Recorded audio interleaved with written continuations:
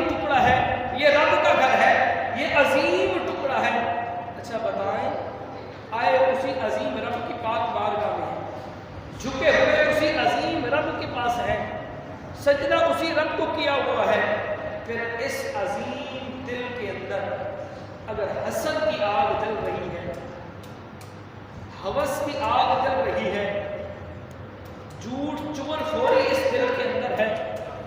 بتائیں جو اللہ اور اس کے رسول نے ہمیں دل کے بارے میں بتایا، دل کے بارے میں بتایا، کیا ہم نے وہ حق ادا کر دیا؟ تو یاد رکھیں، سب سے پہلے اپنے دل کو پاک کرو۔ کسی نے کیا خوب ایک میں مفہوم بیان کرنے لگا ہوں، پورے جسم کو تو دھو لے گا، لیکن وہ تیرا دھونا کسی کام کا نہیں ہوگا